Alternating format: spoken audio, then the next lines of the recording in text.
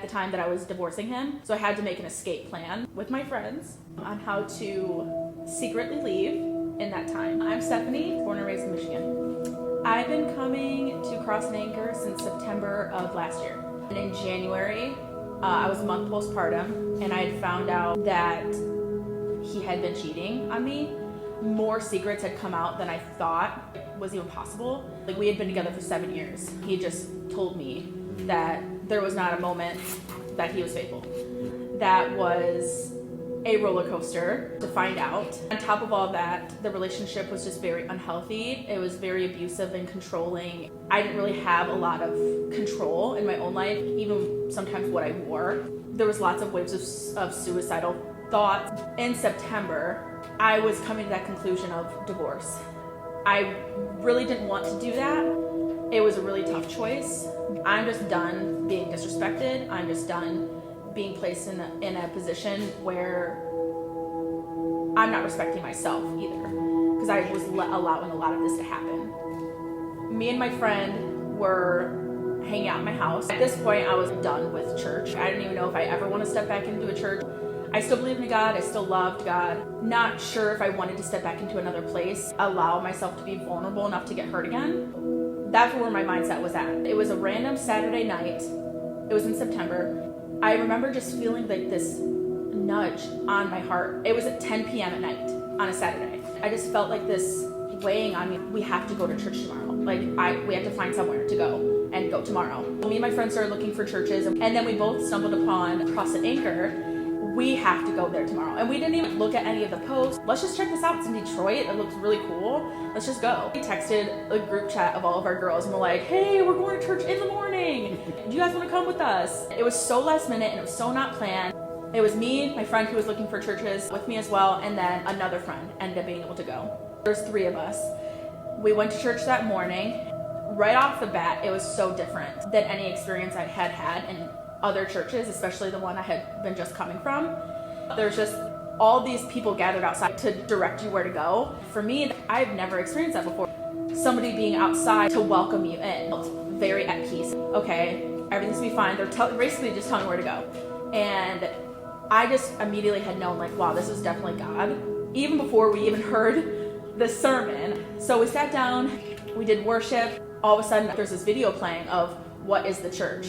And I remember turning to my friends, and we're just sitting there, what in the world is going on? To walk into a church environment, especially when the wounds were so deep and raw, to hear that being spoken, and then to hear what God can do through church hurt was just, it was not a coincidence that we were there at that time, because it was literally like a week or two and we had left our previous church.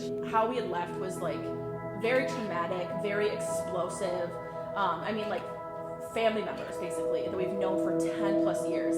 And so all communication cut off, and just like so devastating. I remember looking at my friends, we have to reach out to our other friends. They have to come. That next week when that picture was taken, what is the church? And it was like our group of friends, people praying for us. That was when they came. Our whole row of friends were just sobbing because it was so healing to hear from a pastor. Church hurt is real. It does happen. People aren't perfect. People are going to hurt people, but church hurt happens. To hear a pastor especially say that was so incredibly healing.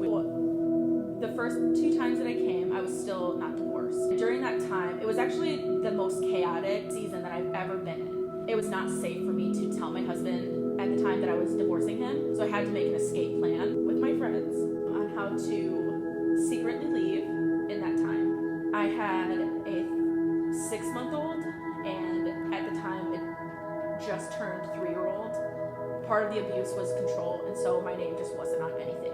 I had nothing to my name.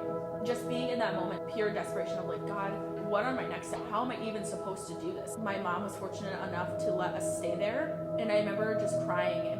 I cannot believe this is my life. I cannot believe that I have lost so many people in such a short amount of time. God, I feel like you've abandoned me. I cannot believe that this is what my life is right now. It wasn't until, I think, February, where randomly I woke up one morning. I just felt hope again.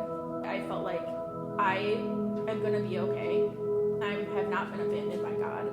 My whole entire perspective on everything started to shift. Even with coming here, I started to hear the messages differently. I started to experience God differently because I was seeing what he was doing in my life. He provided a home, he provided a car, he provided a job.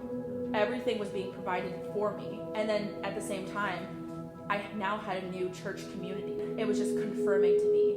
Like, there was a sermon on doubt, and then there was a sermon joy in a jail cell. I just remember sitting there thinking, like, wow, God, I feel like you're directly speaking to me. I feel like I can choose to be content. I can choose to have joy. I do have control over my own life. I'm not a victim. I'm not an abused woman. Trying to see myself as what he's called me, my identity being in him and not my pain and not what's been done to me, even though unfair. And so during that time frame from September to now, I just feel God has really been shifting my mindset to what he can do, having me not stay in my past and in my hurt, but really looking towards the community that I can grow in, the opportunities that he's been giving me, growing with different people in the church, just being in church in general. I do want to say thank you to the church in general. It has been an amazing journey to come in so broken and to receive such acceptance and love and grace, and to see not it just being spoken about. And I feel like that was something that I have seen over all the people that have hurt me, is saying they're going to do one thing but then not doing it. And so it's been a huge blessing in my life to come into a church environment where when things are spoken about, it's done. There's action behind it, and that has been so healing for me. And I know for my friend group as well, it's been so healing to experience people actually loving God and showing that and choosing